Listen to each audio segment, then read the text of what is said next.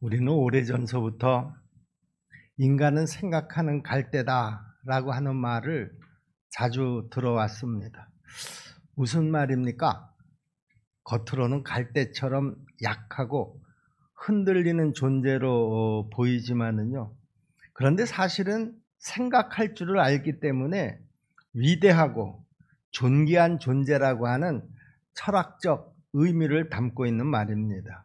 그만큼 생각이라고 하는 것은 우리 인격에 있어서 기본이 됩니다. 오늘 예수님께서는 아주 형통할 때 생각 한번 잘못해서 망한 사람의 예를 우리에게 지금 들려주시면서요. 너희들은 똑바로 해라. 이렇게 교훈하는 것을 우리가 봅니다. 예수님이 말씀하신 이 사람은 부자였습니다. 이 부자는 재산도 많은데 또 농사까지 해마다 풍년이 들었습니다. 그 당시는 고대 사회이기 때문에 재산 그러면은요 주로 자기가 추수하는 농작물의 다소를 가지고 평가를 했습니다. 전답도 많은데 추수까지 해마다 풍년을 만나서 점점 이 부자는 재산이 늘어나게 되었던 것입니다. 16절 말씀을 보시면은요, 한 부자가 그 밭의 소출이 풍성함에 그랬습니다. 그럴 때 부자에게서 아주 중요한 말이 나옵니다. 재산이 막 불어나고 돈이 많이 생기고 그 소문이 아주 자자해질 때 마음의 생각이 달라졌다라고 하는 것입니다. 심중에 생각하여 가로되, 심중에 생각하여 가로되 무슨 말일까?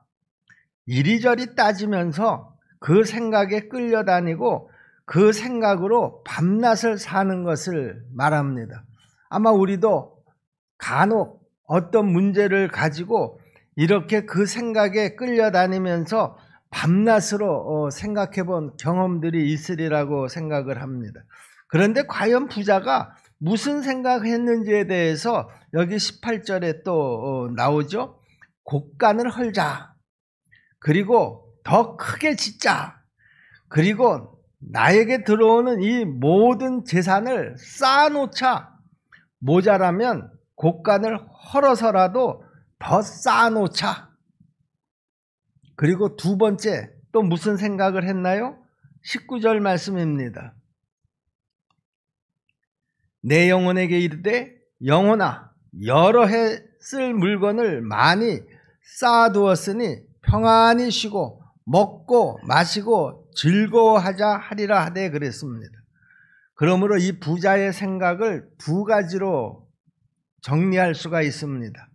쌓자, 그리고 먹고 마시고 즐기자.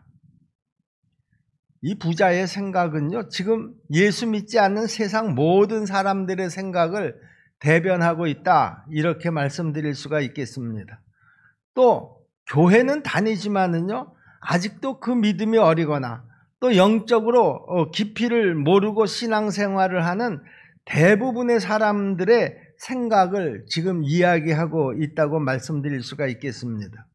오늘 본문 말씀은 어떤 부자 한 사람의 생각과 그 내용만이 아니다 그런 말이죠.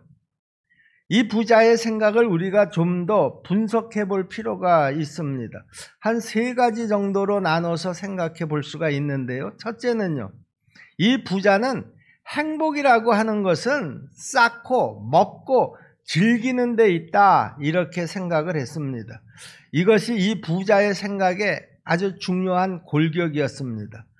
쌓고 먹고 즐기는 것이 일상인 인생에게 무슨 행복이 또 따로 있을 수가 있겠느냐 그런 말이죠. 부자는 자기도 모르게 바로 이런 생각에 말려든 것입니다. 우리는 경험적으로 잘 알고 있습니다. 인생이 행복하려고 하면 여러 가지 조건들이 필요하겠지만은요, 그 가운데 돈도 있어야 되는 것을 부정할 사람은 아무도 없습니다. 여러분, 그런데요, 돈을 어느 정도 가졌다고 해서 우리 모두가 다 행복할 수 있겠습니까? 아니면 돈이 없다고 해서 그러면 우리가 다 불행한가요? 그렇지 않습니다. 더욱이 예수 믿는 사람들의 세계에 들어와 보면 오히려 자기 돈을 흩어서 가난한 이들을 위해서 씀으로 해서 더 행복해하는 사람들을 우리는 주변에서 얼마든지 볼 수가 있습니다. 오히려 돈이 없음으로 인해서 부자가 느끼지도 알지도 못하는 그 행복의 신비를 체험하는 사람들이 우리 주변에도 많이 있다라고 하는 것입니다. 그러므로 적어도 이 정도의 돈은 있어야 가장 행복을 느낄 수 있다. 사실 이 말은 저는 사실이 아니라고 생각을 합니다. 그런데 문제는 많은 사람들이 바로 이 부자처럼 생각을 한다라고 하는 것이죠. 그래서 쌓고 즐기는 것이 바로 행복이고, 그래서 행복과 사람들은 즐거움을 동일시합니다. 지금 우리 가운데서도요, 즐기는 것이 행복이다, 그러므로 즐기자, 이렇게 생각하는 그 사고를 벗어버리지 못하는 분들이 우리 가운데도 있을지 모르겠습니다. 그러나 즐거움과 행복은 결코 무관하다라고 하는 것이죠. 제가 설명을 좀 드려보겠습니다. 즐거움이라고 하는 것은요, 즐거워하는 행동의 그 과정에서 느끼는 감정입니다. 반면에 행복이라고 하는 것은요, 즐거움이라고 하는 행복을 체험한 후에, 그 후에 찾아오는 감정, 이것이 행복입니다. 그러므로 즐겼다고 해서 그 다음에 항상 행복이 따라오는 것은 아니다, 그런 말입니다.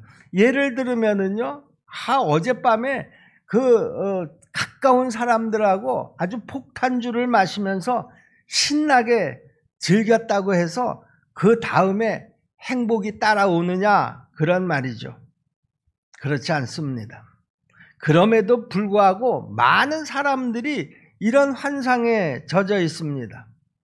참된 행복은요, 쌓아놓고 먹고 마시는 즐기는 것하고는 별로 관련이 없다라고 하는 것을 우리가 깨닫게 될 때 우리 인간은 인간다울 수가 있다라고 하는 말이죠. 그러므로 즐거움과 행복은 별로 관련이 없다라고 하는 사실입니다.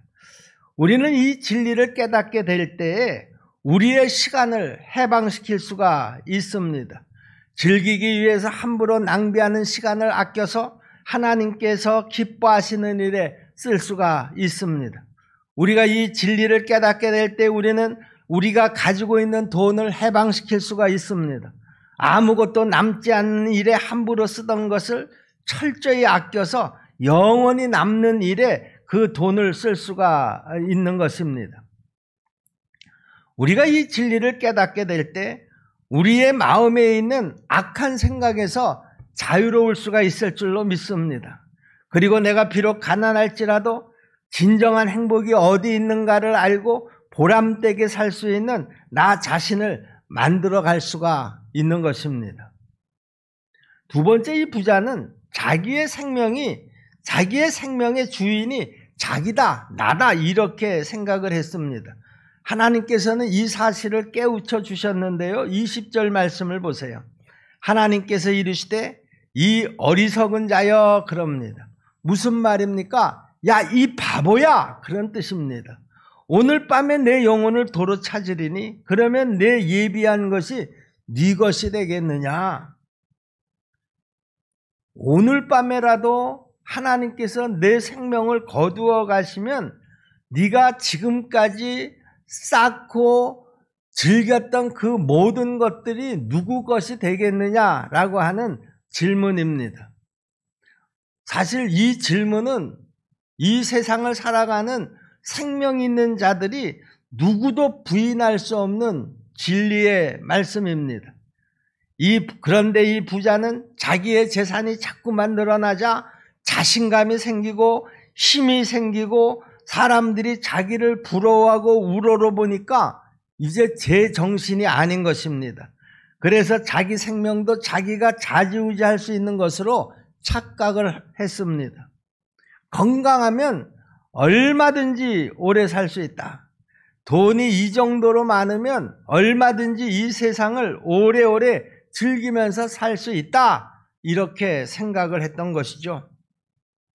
자신의 소유가 자신의 생명을 보장한다, 이렇게 착각을 한 것입니다.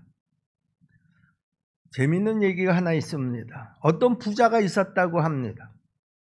이 부자는 돈이 많아서 태어나면서부터 죽을 때까지 평생 부자로만 살았습니다. 그리고 얼마나 자기 몸을 잘 챙겼는지 나이 80이 될 때까지 그는 건강하게 살고 있었습니다. 그런데 이 부자에게 더 큰 욕심이 생겼습니다. 야, 내가 이렇게 모든 것이 부족함 없이 잘 살고 있는데, 야, 내가 조금 더 살고 싶다. 그래서 이 부자가 어느 날 하나님을 찾아갔다고 그럽니다. 하나님, 내가 돈이 굉장히 많은데요. 그리고 지금까지 내가 건강하게 살았는데요. 그런데 내가 좀 더 살고 싶습니다. 내가 내 재산의 절반을 떼어서 하나님 앞에 드릴 테니까 하나님 좀 저를 오래 살게 해주세요. 이 말을 들은 하나님께서 아주 반색을 하시면서, 야, 내가 만일 내 재산을 전부를 주겠다고 했다고 하면 내가 내 생명을 2000년을 더 연장을 해 주었을 텐데, 내가 뭐 재산의 절반만 내게 주겠다고 했으니까 나도 반을 뚝 잘라서 1000년만 더 살게 해주마. 이 말을 듣자 부자는 흥분하기 시작을 했습니다. 그래서 돌아와서 동네 사람들을 다 불러놓고 큰 잔치를 베풀면서, 여러분, 내가 앞으로 1000년을 더 살게 되었습니다, 이렇게 막 자랑을 했습니다. 그런데 하루가 지난 그 다음날 갑자기 이 부자가 심장마비로 죽고 말았습니다. 그 아들이 도대체 이 상황을 도무지 이해할 수가 없었던 것이죠. 그래서 하나님을 찾아가서 따졌습니다. 하나님, 아니 하나님이면 거짓말은 하지 말으셔야죠. 그리고 약속한 것은 지키셔야죠. 우리 아버지한테 1000년을 약속해 놓고 하루 만에 불러가시다니 이게 도대체 말이나 되는 이야기입니까? 그랬더니 하나님이 씩 웃으시면서, 얘야, 너 성경 봤냐? 성경을 보면 하루가 1000년 같고 1000년이 하루 같다는 사실을 모르느냐? 여러분, 지금 내가 가지고 있는 재산이 나에게 이로울 수도 있고 해로울 수도 있습니다. 하지만 돈이 많아서 나는 오래 살 수 있다라고 하는 이 생각은 하나님 보시기에 정말 어리석은 생각입니다. 그래서 하나님께서 그 부자에게, 이 어리석은 자여, 야, 이 바보야, 이렇게 말씀하고 있는 것입니다. 지금 우리 주변만 봐도 이 부자처럼 이런 어리석은 생각을 하면서 사는 사람들이 얼마나 많은지 모릅니다. 우리는 현대의학이 굉장히 발달했다고 그렇게 다 생각을 합니다. 그래서 어떤 병에 걸려도 우리의 생명을 더 연장시킬 수 있다, 그렇게 착각들을 하고 있습니다. 그런데 예를 들어서 우리가 암에 걸렸다고 한번 가정을 해봅시다. 그 암 수술을 하고 난 다음에 5년이 고비라고 그러지 않습니까? 5년 동안 그 암이 다른 부위로 전이가 되지 않고 더 이상 그 암이 활성화되지 않으면 이제 당신은 그 암에서 자유롭게 된 것입니다. 완쾌가 됐다고 생각하셔도 좋습니다. 이렇게 의사가 판정을 내립니다. 우리는 그 소리에 얼마나 희망을 가지고 기뻐하는지 모릅니다. 여러분, 그런데요, 그 늘어난 시간이 얼마입니까? 5년입니다. 아니, 앞으로 더 10년을 살 수 있을지 모르겠습니다.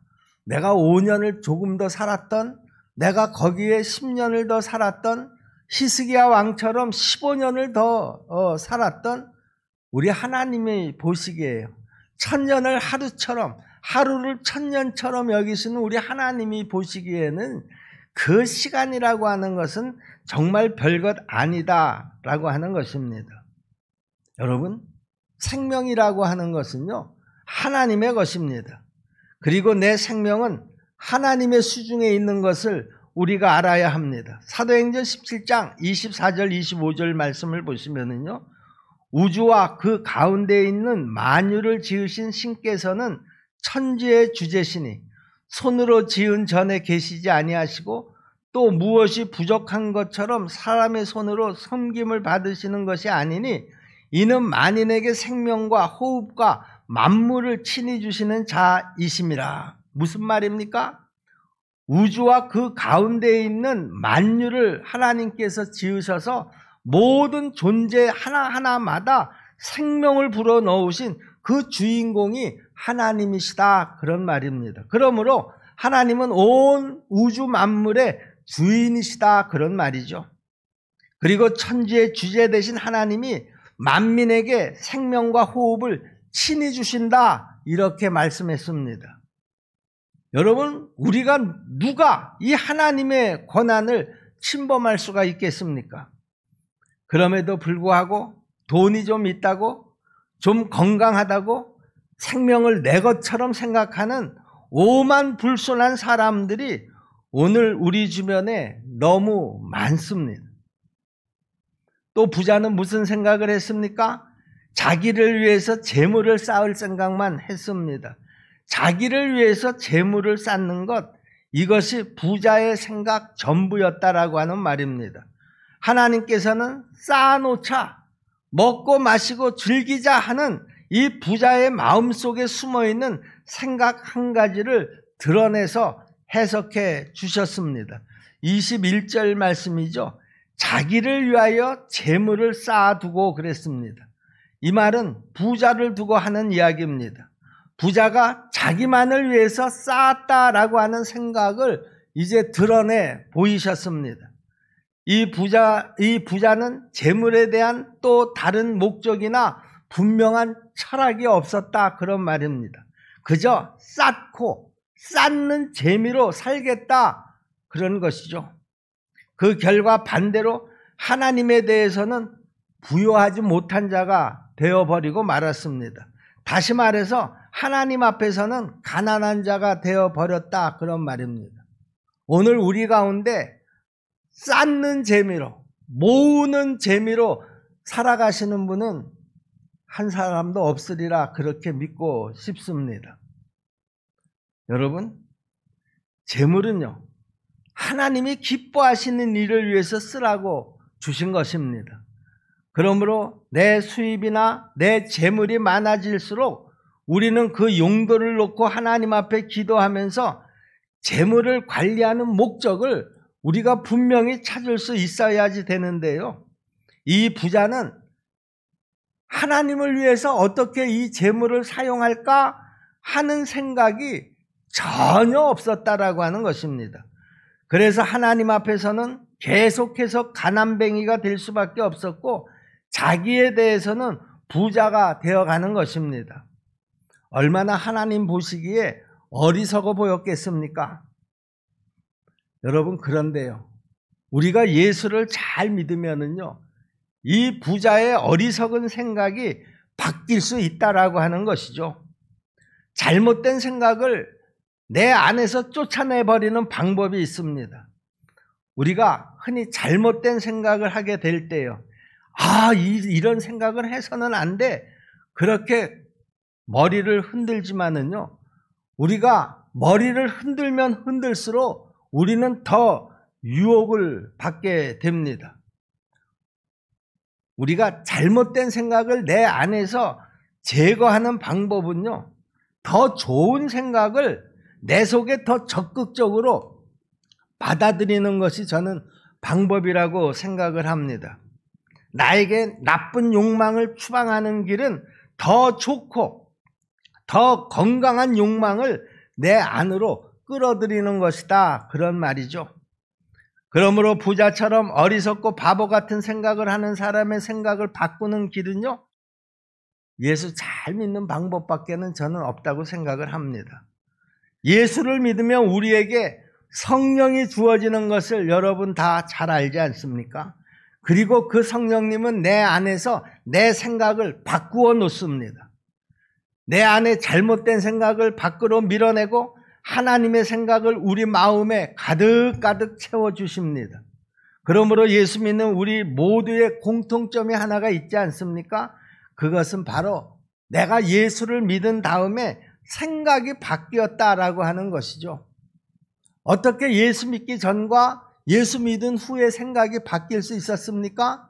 내가 예수를 믿고 나니까 내 안에 성령님께서 들어오셔서 하나님의 생각, 하나님이 기뻐하시는 생각으로 가득 채워 주셨습니다. 그리고 내 안에 예수 믿기 전에 갖고 있었던 그 좋지 못한 생각들을, 어리석은 생각들을 다 밀어내 주셨습니다. 그러니 내 안에 하나님의 생각만 남아 있을 수가 있게 된 것이죠. 그러니까 당연히 생각이 바뀔 수밖에 없는 것입니다. 저나 여러분이나 다 이렇게 생각이 바뀐 사람들인 줄로 믿습니다. 성령님께서 나의 옛 생각, 곧 부자와 같은 어리석은 생각을 깨끗하게 청소해버리고요, 새로운 생각, 거룩한 생각, 하나님이 기뻐하시는 생각을 내 마음에 심어주신 줄로 믿습니다.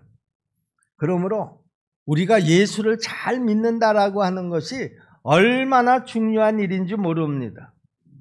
예수를 믿으면 사람이 바뀐다라고 하는 것이 바로 이런 이유 때문이라고 생각을 합니다. 로마서 8장에 보면은요, 아주 의미심장한 중요한 말씀들이 많이 나옵니다. 먼저 5절 말씀을 보겠습니다. 육신을 따르는 자는 육신의 일을, 영을 따르는 자는 영의 일을 하나니 그랬습니다. 육신을 쫓는 자는 언제나 육신의 일만을 생각한다는 말이죠. 이것은 바로 그 부자의 생각이고요, 예수를 모르는 사람은 다 이 육신의 욕망을 따라서 부자처럼 생각하기 마련이라는 것입니다. 즐기자, 쌓자, 내가 잘나서 오래 산다, 이렇게 늘 어리석은 생각을 갖고 사는 것입니다. 이것이 육신을 쫓는 자의 육신의 생각이라는 것입니다. 그런데 그 다음 말씀을 보세요. 영을 쫓는 자는 영의 일을 생각한다, 그렇게 말씀합니다. 영을 쫓는다라고 하는 말은 내 안에 자리를 잡으신 성령님의 생각을 따른다라고 하는 것입니다. 그러므로 자연히 성령님이 주시는 생각을 하게 되는 것입니다. 동시에 육신의 생각은 자연스럽게 내 안에서 차츰차츰 밀려나게 되어 있습니다. 이것이 바로 예수 믿는 사람들이라는 것이죠. 바로 저와 여러분들의 모습인 줄로 믿습니다. 6절 말씀을 또 보세요. 육신의 생각은 사망이요, 영의 생각은 생명과 평안이리라 그랬습니다. 육신의 생각은 사망이고 죽음이라고 선포를 합니다. 남는 것이 아무것도 없습니다. 그러나 성령을 따라서 생각하면 생명과 평안이 따라온다고 말씀합니다. 영원히 하나님만을 찬송하는 축복과 그 행복을 누리게 된다라고 하는 말이죠. 또 7절 말씀을 보세요. 육신의 생각은 하나님과 원수가 되나니 이는 하나님의 법에 굴복하지 아니할 뿐 아니라 할 수도 없습니다 그랬습니다. 육신의 생각은 하나님과 원수가 되는 생각이라는 말이죠. 부자의 생각은 하나님과 원수가 된다, 그런 말입니다.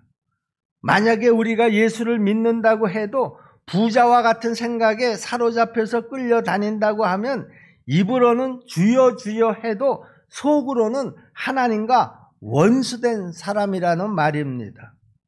이런 사람은 절대로 하나님의 법에 순종하지 않습니다.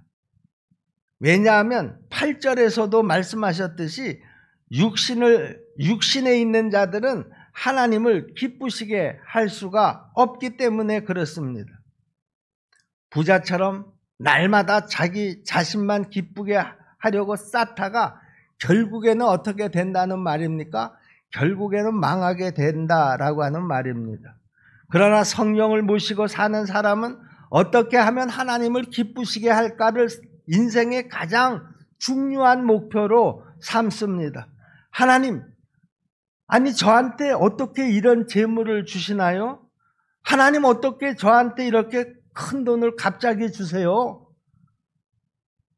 예수를 잘 믿고 성령을 모시고 사는 사람들은 나에게 재물이 생겼을 때도 이렇게 기도를 합니다. 그러면 성령의 사람은 하나님을 기쁘시게 하기 위해서 이 재물을 어떻게 써야 되겠다라는 하나님의 응답을 받게 되는 것입니다. 그래서 세상 사람이 모르는 그야말로 고상하고 거룩하고 영원한 목적을 가지고요, 인생을 살아가게 되는 것입니다. 돈을 써도 그렇게 씁니다. 여러분에게 돈이 있나요? 여러분 할 수만 있으면 사람을 키우는데 투자하시기를 바랍니다. 하나님께서 여러분들에게 물질을 주셨습니까? 하나님의 나라를 확장하기 위해서 그것이 필요한 일이라고 생각되면 두말하지 마시고 여러분의 돈을 쓰시기를 바랍니다. 그리고 그 돈이 영원히 하나님의 나라에서 빛을 발할 수 있도록 그렇게 하시기를 바랍니다. 이것이 바로 아름다운 일이요, 내 인생에 영원히 남는 일인 줄로 믿습니다. 부자처럼 어리석은 생각을 하다가 모든 것들을 다 놓쳐버리고 마는 가장 불행하고 가장 바보 같은 인생을 살지 마시기를 간절히 부탁을 드립니다. 사랑하는 우리 형제 자매 여러분, 우리 주변을 한번 다시 돌아보시기를 바랍니다. 쌓고 먹고 즐기는 것만이 인생의 행복이라고 생각하는 저 불쌍한 사람들을 여러분 가슴에 품으시고요, 그들을 위해서 기도할 수 있기를 바랍니다. 그 사람들이 내 가족이라도 상관없습니다. 그 대상이 내 이웃이라도, 내 직장 동료들에도, 내가 알고 있는 지인이라도 그것은 상관없습니다. 그들이 누구이든지 간에 그런 사람이 내 눈에 띄면 그런 사람을 내 가슴에 품고 하나님 앞에 기도할 수 있기를 바랍니다. 저희도 저 잘못된 생각에서 벗어나서 나처럼 예수 잘 믿는 인생으로 그 삶이 바뀌어지게 도와주시옵소서. 저 인생에게 내가 담대히 복음을 전할 수 있는 담대한 믿음을 주시옵소서. 마치 생명이 자기 손에 있는 것처럼 착각하면서 사는 저 교만한 사람들을 우리 마음에 두고 기도하십시다. 자기만을 위해서 돈을 쌓기를 원하는 사람들을 위해서 우리 마음에 두고 그들을 위해서 기도하십시다. 그리고 그들에게 복음을 전할 수 있기를 바랍니다. 그리고 그들을 구원해서 성령의 생각이 그 육신의 생각을 대체할 수 있도록 그렇게 만드십시다. 그런 사람들이 하나, 둘, 셋, 넷 자꾸만 늘어나게 되면 이 악한 사회가 언젠가는 치유가 될 줄로 믿습니다. 그리고 이 대한민국에도 소망이 있게 될 줄로 믿습니다. 그리고 하나님의 영광이 바로 이 땅에 임하게 될 줄로 믿습니다. 그러면 우리 후손들도 마음 놓고 사는 대한민국이 될 줄로 압니다. 그리고 세계를 위해서 21세기에 하나님이 사용하는 위대한 국가가 될 줄로 믿습니다. 이런 사회, 이런 나라를 만들기 위해서 오늘 우리가 목표로 삼고 해야 될 일이 무엇인가를 오늘 이 말씀을 통해서 분명한 목표와 비전을 갖게 되기를 주님의 이름으로 축복합니다. 기도하겠습니다. 은혜로우신 아버지 하나님, 감사합니다. 이 거룩한 성일, 하나님께서 우리를 불러 하나님 말씀 앞에 세우시고 그 말씀으로 오늘 우리에게 교훈하신 것을 우리 모두가 분명히 믿습니다. 오늘 우리는 이 어리석은 부자를 통해서 하나님께서 나를 향해서 어떤 계획을 가지고 계시는지, 하나님의 뜻이 무엇인지를 우리가 분명히 알았습니다. 아는 것으로 그치지 않게 하여 주옵시고 그 깨달은 것이 이제 앞으로 내 생활에 행동이 될 수 있도록, 행함이 있는 믿음으로 나타날 수 있도록 도와주시옵소서. 예수님의 이름으로 믿고 기도하옵나이다. 아멘.